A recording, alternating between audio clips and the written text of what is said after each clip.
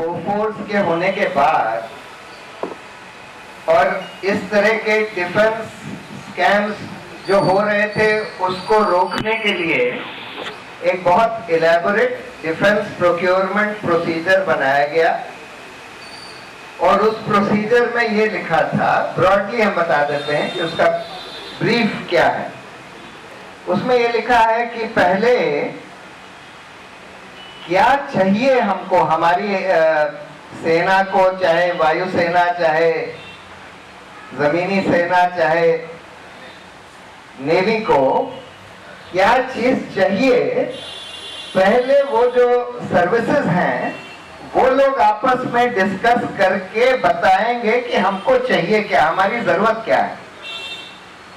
उसके बाद जब वो ये बता देंगे तो फिर ये जाएगा कैटेगराइजेशन कमेटी, जो अरुण जी ने बताया कि एक बड़ी एलैबोरेट कैटेगराइजेशन कमेटी है जो ये फिर देखती है कि अच्छा ये जो जरूरत है इसको लेने के लिए क्या होना चाहिए, क्या हिंदुस्तान से ही खरीद लें या हिंदुस्तान में बनवा लें या बाहर से खरीद लें या बाहर से खरीद लें और हिंदुस्तान में बनवा लें। ये सारे कैटेगरीज अलग अलग हैं। और उसके बाद फिर मामला जाता है डिफेंस एक्विजिशन काउंसिल, जिसमें कि डिफेंस मिनिस्टर, सर्विस चीफ्स और फाइनेंस के लोग सब होते हैं। और वो फिर डिफेंस एक्विजिशन काउंसिल एक एक्सेप्टेंस ऑफ नेसेसिटी बनाता है कि भाई हाँ हमको ये चाहिए, हमने मान लिया ये चाहिए और ये इस तरह से लिया जाएगा, कुछ यहां बनाए जाएंगे, कुछ बाहर से आएंगे। और उसके बाद फिर टेंडर इशू किया जाता है। उसके बाद कैटेगराइजेशन कमेटी ने बोला कि अच्छा इसमें से 18 तो हम बाहर से खरीद सकते हैं डायरेक्ट फ्लाईवे कंडीशन में, लेकिन बाकी जो है हिंदुस्तान में बनने चाहिए ट्रांसफर ऑफ टेक्नोलॉजी के साथ, जिससे कि आगे चलकर हम इसमें आत्मनिर्भर हो सकें। उसके बाद डिफेंस एक्विजिशन काउंसिल ने यह बात मानी और 2007 में इसका टेंडर इशू किया गया। उसके बाद 6 कंपनियों ने बिड किया, 2 को शॉर्टलिस्ट किया गया। 5 साल बाद जाकर 2012 में इसको डेसॉल्ट कंपनी जो राफेल हवाई जहाज बनाती है उसको L1 डिक्लेयर किया गया। उसके बाद उनसे प्राइस नेगोशिएशन शुरू होते हैं और प्राइस नेगोशिएशन चल रहे हैं, मोदी जी की सरकार आ जाती है। उसके बाद भी प्राइस नेगोशिएशन चलते रहते हैं। 2015 के मार्च में एरिक ट्रैपियर जो डेसॉल्ट का सीईओ है वो कहता है कि प्राइस नेगोशिएशंस करीब करीब खत्म हो गए हैं, 95% कंप्लीट है और we are looking forward to working with Hindustan Aeronautics for manufacturing these aircraft in the HAL factory. 10 तारीख जिस दिन मोदी जी वहां पहुंचते हैं, जिस दिन साइन होता है, 10 तारीख की सुबह फ्रांस के प्रेसिडेंट हॉलैंड कहते हैं कि हाँ वो मोदी जी आ रहे हैं, उनसे मेरी बात होगी और वो पुरानी जो 126 हवाई जहाज की डील है उस पर कुछ आगे बढ़ेंगे। और उस दिन शाम होते होते, सुबह से शाम होते होते एक बिल्कुल वो पुरानी डील को फेंक दिया जाता है, नई डील एक दस्तखत करी जाती है जिसके बारे में हॉलैंडे को भी नहीं पता था, एयरफोर्स को भी नहीं पता था, डिफेंस मिनिस्टर को भी नहीं पता था, पारिकर को भी नहीं पता था, सिर्फ अनिल अंबानी को पता था। और डील ये होती है कि 36 हवाई जहाज अब रेडी टू फ्लाई कंडीशन में आएंगे, कोई ट्रांसफर ऑफ टेक्नोलॉजी नहीं होएगा, कोई मेक इन इंडिया नहीं होएगा और उसी कॉन्फ़िगरेशन में आएंगे, वही एग्जैक्ट वही वेपन सिस्टम्स, वही चीजें उसमें होंगी हवाई जहाज में जो इंडियन एयरफोर्स ऑलरेडी टेस्ट करके अप्रूव कर चुकी है 126 वाली डील में। पहला सवाल ये उठता है कि 126 से 36 कैसे कर दिए गए? प्रधानमंत्री को खुद करने का तो कोई अधिकार नहीं था। क्योंकि डिफेंस प्रोक्योरमेंट प्रोसीजर में तो पहले सर्विस हेडक्वार्टर अपना रिक्वायरमेंट बताती है, तो पहले कभी एयरफोर्स बोले कि नहीं जी हमको 126 नहीं चाहिए, सिर्फ 36 चाहिए। उन्होंने तो कुछ बोला नहीं, रक्षा मंत्री को भी नहीं पता, कैटेगराइजेशन कमेटी के पास भी फिर से नहीं गया कि भाई अच्छा अब कोई ट्रांसफर ऑफ टेक्नोलॉजी की जरूरत नहीं है, 126 की भी जरूरत नहीं है, 36 ही ले लेते हैं। उन्होंने भी नहीं अप्रूव किया। तो 126 का 36 कैसे हट गया, ट्रांसफर ऑफ टेक्नोलॉजी कैसे हट गया, HAL कैसे गायब हो गया, और पिछले दरवाजे से अंबानी आ जाते हैं, ऑफसेट के नाम पर अंबानी आ जाते हैं। पहले ये कहा जाता है, जो ज्वाइंट स्टेटमेंट था, कि इसका दाम 36 का उससे बेहतर होगा जो 126 की डील नेगोशिएट हो रही थी। अब 126 की किस प्राइस पर नेगोशिएट हो रही थी, इसका कोई अभी दस्तावेज हाथ में नहीं आया है, लेकिन कई संकेत आ चुके हैं। पहला संकेत, खुद पारिकर साहब ने 10 अप्रैल को प्रधानमंत्री साइन करते हैं ये एग्रीमेंट हॉलैंडे से। 13 तारीख को पारिकर कहते हैं, उनसे पूछा जाता है कि भाई 126 क्यों हटा दिए, 36 क्यों कर दिए। कहते नहीं 126 तो बहुत महंगे होते, सब कुछ मिलाकर उसका प्राइस 90,000 करोड़ होता, यानी कि 715 करोड़ एक हवाई जहाज का दाम। फिर पार्लियामेंट में नवंबर 2016 में minister of state for defence कहे जाते हैं कि भाई 36 हवाई जहाज 670 करोड़ पर हवाई जहाज आ रहा है।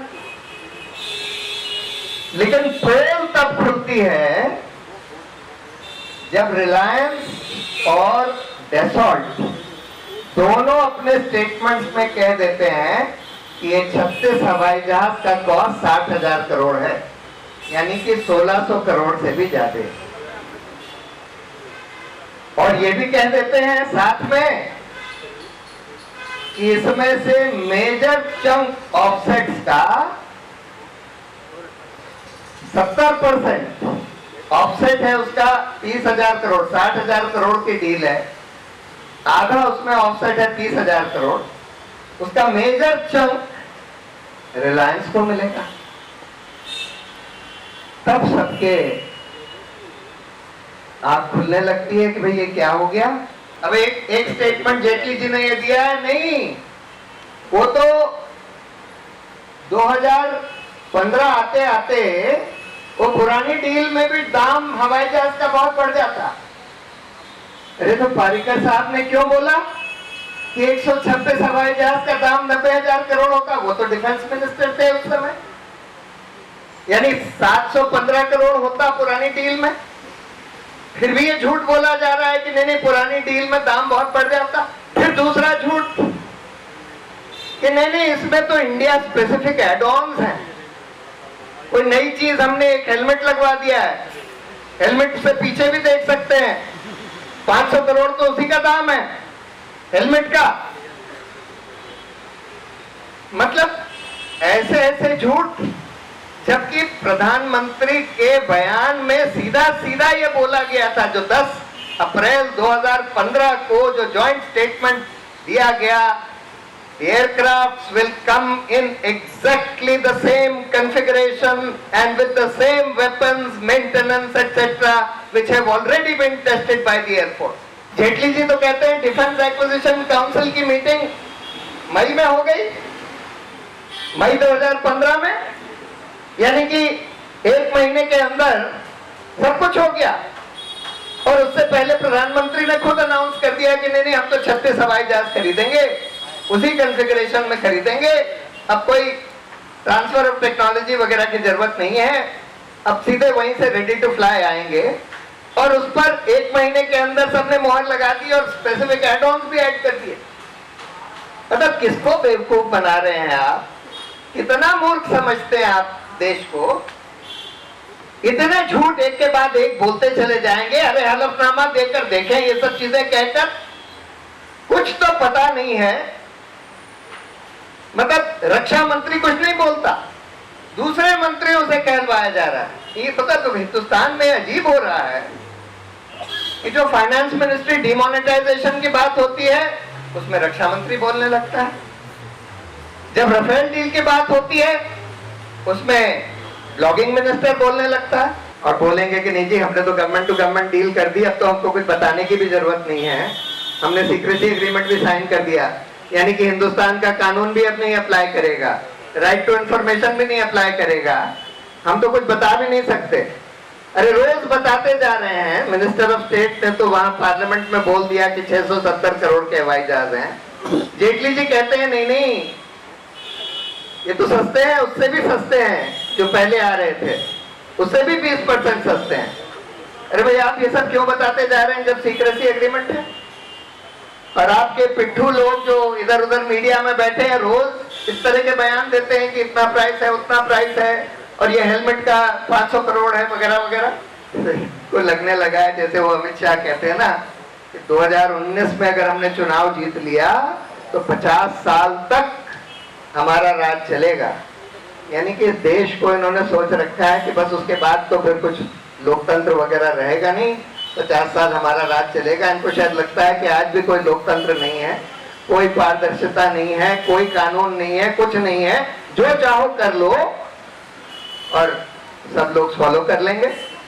और नई चीज देखिए कि अब अपने पिट्ठू जर्नलिस्ट से ये सब स्टोरी करवा रहे हैं कि नहीं हिंदुस्तान एरोनॉटिक्स तो बिल्कुल बोगस कंपनी है, वो डेसॉल्ट कंपनी तो ऐसी बोगस कंपनी के साथ काम करने ही नहीं चाहती थी, इस वजह से हमने हिंदुस्तान एरोनॉटिक्स को बाहर कर दिया। यानी अपनी ही पब्लिक सेक्टर कंपनी जिसको एकमात्र कंपनी को एक्सपीरियंस है हवाई जहाज बनाने का, उसको आप जलील करवा रहे हैं अपनी डील को जस्टिफाई करने के लिए। आप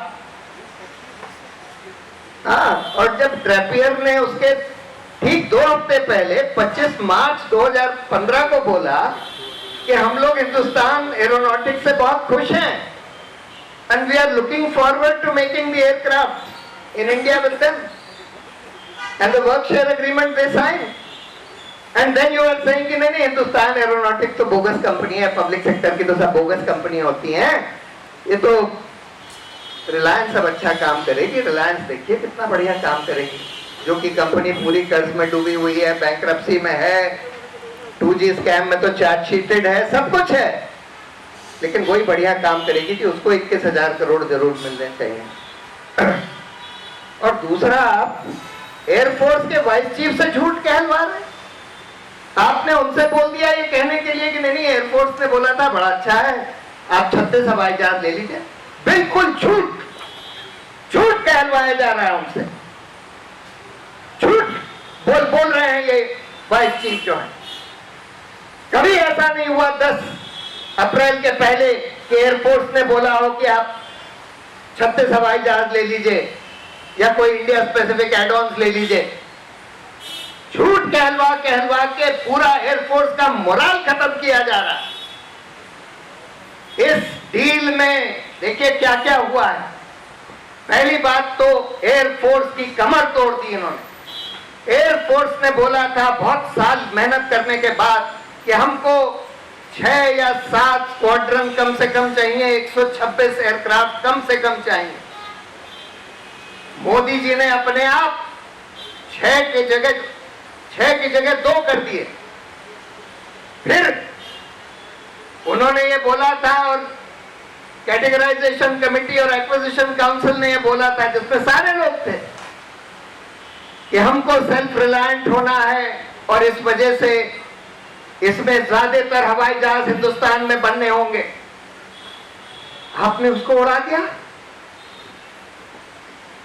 और हमारा इस देश के गरीब जनता का पैसा लूट रहे हैं।